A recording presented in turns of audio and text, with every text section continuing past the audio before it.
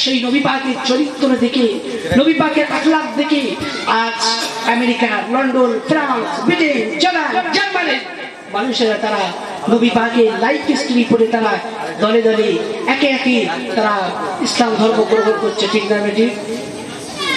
শুধু তাই নয়, বিশ্বনবী সাল্লাল্লাহু আলাইহি সাল্লামের একটা জিনিস নিয়ে, একটা হাদিস নিয়ে গবেষণা করেছিল কে? 2006 সালে ফুটবল বিশ্বকাপ হয়েছিল বাবা আমার, ইতালিয়ার দুটি দল ফাইনালে উঠেছিল। জিনেদিন জিদান মাতারা দেখতে গুতো মারলো, সোনার ঘন্টা জিদান নিয়ে বাড়ি গেল। কোন দেশে হয়েছিল? জার্মানির সর্বশ্রেষ্ঠ ডাক্তার, নাম তার হলো মিস্টার কুক। মিস্টার কুককে জার্মানির ছেলেরা প্রশ্ন করেছিল, স্যার আপনাকে প্রশ্ন করতে চাই। কি প্রশ্ন? রিলিজিয়ন্স অফ ইসলাম সম্পর্কে, দি হোলি কোরআন সম্পর্কে, এন্ড প্রফেট মুহাম্মদ মুস্তাফা সাল্লাল্লাহু আলাইহি সাল্লাম সম্পর্কে আপনাকে কয়েকটা প্রশ্ন করতে চাই।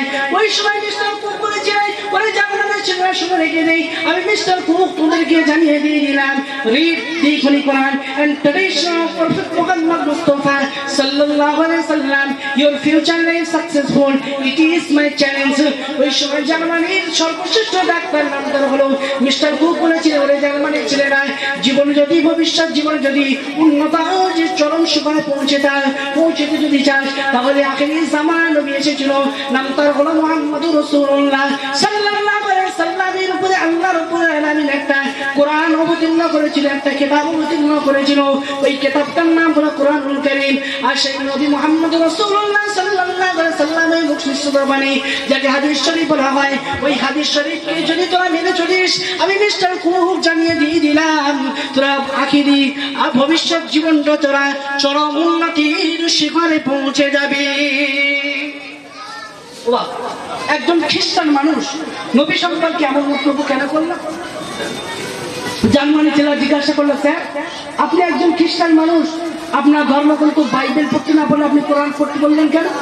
আপনি বলতে পারতেন আমাদেরকে বাইবেল পড়তে, আপনি কেন কোরআন পড়তে বললেন? আপনি কি কোনো কিছু পেয়েছেন?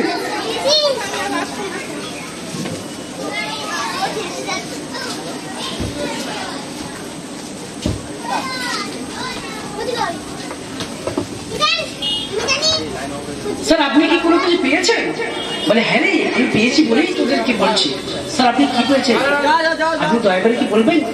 মিস্টার কুক ওই সময় বলেছিলেন, বলে জার্মানির ছেলেরা শুনে রেখে দিই, আমি মিস্টার কুক তোদেরকে জানিয়ে দিয়ে দিলাম, আমি একদিন রাস্তা দিয়ে হেঁটে হেঁটে যাচ্ছিলাম, হঠাৎ করে মুহাম্মদুর রাসূলুল্লাহ সাল্লাল্লাহু আলাইহি সাল্লামের একটা বাণী আমার কানে পৌঁছালো।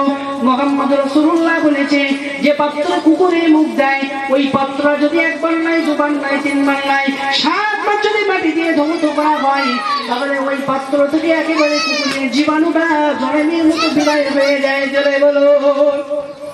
আমি কি করলাম? আমার 16 বছরের পড়াশোনা আর 20 বছরের গবেষণা, মোট 36টা বছর ব্যয় করলাম নবী মুহাম্মদ রাসূলুল্লাহ সাল্লাল্লাহু আলাইহি সাল্লামের ভুলটা বার করার জন্য। একদিন কি করলাম? একটা পাত্রে আমি কি করলাম? অ্যামোনিয়াম ক্লোরাইড রাখলাম, যাকে নিষাদান বলা হয়।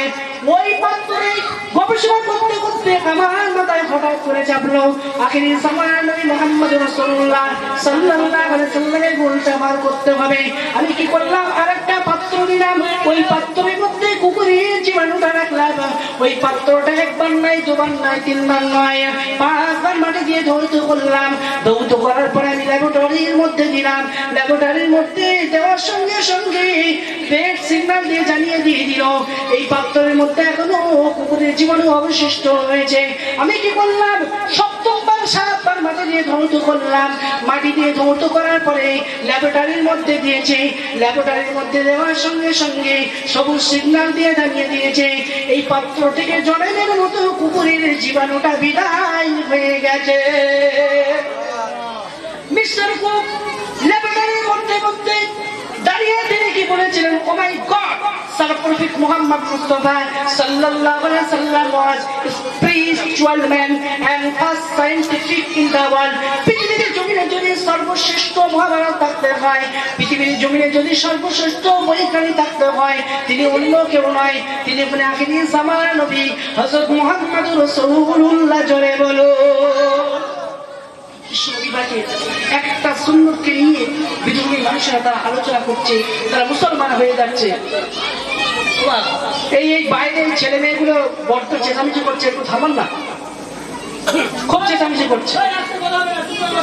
আল্লাহ নবী সাল্লাল্লাহু আলাইহি ওয়াসাল্লাম স্ত্রীদের সঙ্গে কিরকম ব্যবহার করেছিলেন বাবা মা শুনে রেখে দিন।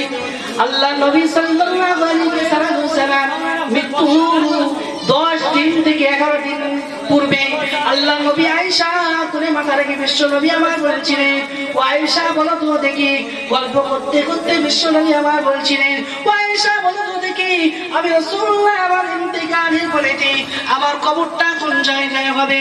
আল্লাহ নবীর কথা শুনে আয়েশা বলেছিলেন, ইয়া রাসূলুল্লাহ ইয়া হাবিবাল্লাহ, আপনি বলুন আপনার কবরটা কোন জায়গায় হবে? আল্লাহ নবীকে বলেছিলেন, ইয়া রাসূলুল্লাহ ইয়া হাবিবাল্লাহ, আপনি বলুন। আল্লাহ নবী বললেন, আয়েশা একটা জায়গার নাম বলো তো দেখি। আল্লাহ নবীকে বলেছি, ইয়া রাসূলুল্লাহ ইয়া হাবিবাল্লাহ, হয়তো আপনার মৃত্যুর পরে আপনার কবরটা হয়তো আল্লাহ পাকের পবিত্র কাবা শরীফের পাশে হয়তো হয়ে যাবে। আল্লাহ নবী বললেন, না আয়েশা হলো না। আল্লাহ নবী বললেন, আয়েশা আরেকটা নাম বলো তো দেখি, আয়েশা আরেকটা নাম বলো তো দেখি। আল্লাহ নবীকে বললেন, ইয়া রাসূলুল্লাহ ইয়া হাবিবাল্লাহ, আপনার ইন্তেকালের পরে যে হয়তো মাকামে আবু হাবা নামক জায়গায়, বাবলা গাছের তলায় যে জায়গায় আপনার আব্বা জান এবং আম্মা জান শায়িত রয়েছে, ওই জায়গায় হয়তো আপনার কবরটা হয়ে যাবে। আল্লাহ নবী বললেন, আয়েশা না না হলো না। আল্লাহ নবী বললেন, আয়েশা আরেকটা জায়গার নাম বলো তো দেখি। আল্লাহ নবী বললেন, ইয়া রাসূলুল্লাহ ইয়া হাবিবাল্লাহ, আপনার কবরটা হয়তো আয়েশা সিদ্দিকা আপনার প্রথম স্ত্রী মা খাদিজা রাদিয়াল্লাহু তাআলা আনহার কবরের পাশে হয়তো কবরটা হয়ে যাবে। আল্লাহ নবী বললেন, না আয়েশা হলো না হলো না। আল্লাহ নবীকে বললেন, ইয়া রাসূলুল্লাহ ইয়া হাবিবাল্লাহ, আমি একটা একটা করে জায়গার নাম বলে যাব আর আপনি না না বলে যাবেন। ইয়া রাসূলুল্লাহ ইয়া হাবিবাল্লাহ, যদি আপনি এই জায়গার নামটা বলে দিতেন আমি আয়েশা বড় খুশি হয়ে যেতাম। আল্লাহ নবী বললেন, আয়েশা শোনো, আমি রাসূলুল্লাহ সাল্লাল্লাহু আলাইহি ওয়াসাল্লাম তোমার জানুর উপরে যেরকম মাথা রেখে আজকে একসঙ্গে গল্প করছি, আয়েশা যেদিন আমার জান থেকে আমার দেখে দেখে